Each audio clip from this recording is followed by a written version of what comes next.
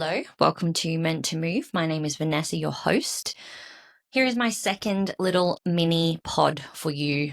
Some musings and some thoughts that have come up for me recently that I have taken some notes on and I think would really benefit people from a nice little explanation. The one that has reared its head quite a few times in the last few weeks is this notion of muscle tension versus tightness and turning muscles on. Now, I absolutely love this topic and I could nerd out on it for a little while. So I'm going to try and bring it right back to basic.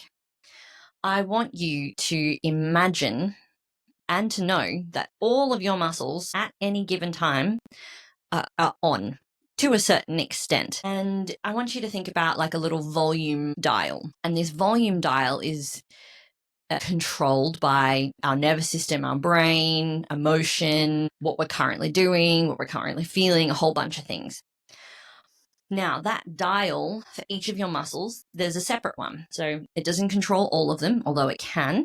But each muscle, depending on who you are, what you do, what your training history is like, your genetics, all of that will have a factor. Now, all of your muscles have like a nice little hum, just, 2 or 3 on that dial while you're awake and doing things, while you're asleep and doing things, because your muscles need to be ready for action at any time. And if they're off, we have some serious issues. Okay, so we can't turn them off completely, but we can dull them right down. Now, I want you to think about holding your arm out and you're doing a bicep curl. That is a controlled muscular contraction. We are turning the dial on a little bit more to engage the muscles of the bicep, as well as a few others.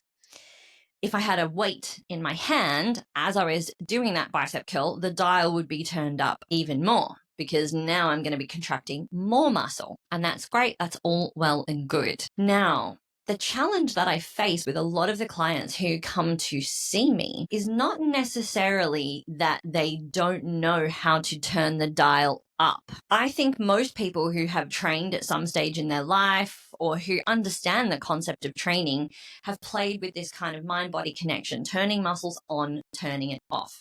If you're in the car right now or you're sitting, you can squeeze your butt cheeks or you can relax them. That's kind of what we're talking about here. We're turning the dial up and we're turning it down. The challenge is what we can't feel in our body is when we're stressed, when we're tired, when we haven't had enough sleep, when we're not fed nutritious food, when we're not hydrated. That dial is controlled internally. We are not consciously controlling that dial. And this is where some of our muscles might be working just that little bit harder at complete rest. Now, let's think about the impact of this for a little while. So if I've got my deep core muscles, all my core muscles, maybe the muscles on the tops of my shoulder and my neck, instead of being at a 2 or a 3, are consistently at a 4 and a 5, maybe sometimes even a 6 or a 7, before you've even picked up that weight or done anything. They're just up that high at rest. Do you think that is going to be efficient in terms of energy demand? No, it's going to be increased energy demand. It means we're going to feel tired. We're going to have to work a lot harder. We're working harder just to be alive and awake and doing the normal things that we're doing. And then we ask those muscles to engage in a really hard workout. So we're turning up the dial again. Well, now they're working even harder.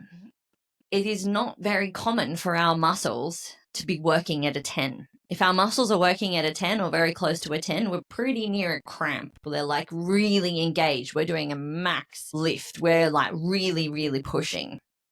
We don't really want our muscles to go there very often. It is very tiring. It's quite risky. But if your dial is consistently stuck in that higher end, the risk of you pushing up into that higher, more risky end, that can happen. So a lot of the clients who come to see me initially, maybe they said that they've got lazy glutes, or maybe they've got a sore back or a sore knee, or that something has happened. And quite often at rest, they have so many muscles that are just on. They are grabbing. They are tightening, they have tension, whatever wording you want to use, they're holding on for dear life. They're holding this tension. And I know we've felt this in our bodies before. I definitely feel it in my body. And I know I have patterns of this body holding on to tension. So the problem or the challenge for these people, and I would say that this is a lot more people than we realize that it is, it's not turning the muscles on, it's how do we down regulate? How do we get that volume dial and turn it back down to a 2 or a 3 rather than a 5 or a 6? Now, you're going to hear a lot of methods through the podcast, through what we're doing. Breath is a really, really good one. Touch is a really good one. You know, if you can't get a massage, using a foam roller, doing some fascial mobilizers is really good. But if you think that you have a chronic tension problem, a really nice, easy way that we can start to check this is through our core. And I was doing this with a client earlier this week. You lay down on your back, and while you are laying down on your back completely at rest, your belly should feel soft, should feel pudgy. Like you can just push straight into it. It's like really, really, really squiggly jelly. Not even Play-Doh. It's like jelly. Like it just kind of moves as soon as you touch it, maybe like a waterbed. That's exactly what we want it to feel like, because it means that at rest, those muscles have the dial turned right down. They're just humming.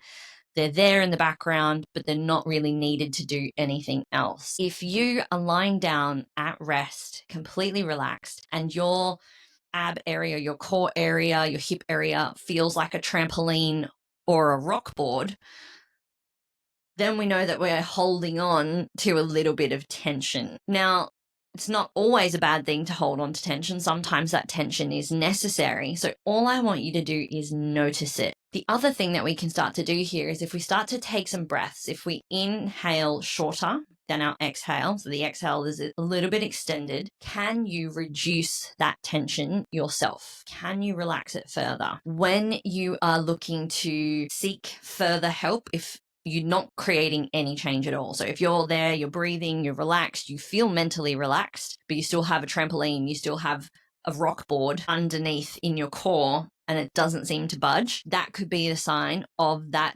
volume button, that dial not being able to turn down. And there could be a whole number of reasons for that. That's definitely going to take us much too long for a short. But if you are experiencing pain, if you are experiencing injury niggles, then that might be something that you would like to look at to address. And I would say, in my experience, it's probably really important to address it. The other thing that you can do for this is just practice. If you feel like your traps are really tight, like your upper neck muscles, all of those things, find a position, find somewhere where you feel like you can relax, where you're supported, where you feel safe. Take those down regulating breaths and try to visualize those muscles turning off, down regulating. You might need to rub them gently, something like that, and see if you can start to feel the difference. In my experience, this turning off leads to a dramatic change in pain and how well you can move. And if you have further questions about that, I'd be more than happy to reach out to you. But I want you to take that away and give it a try if you can. Bye for now.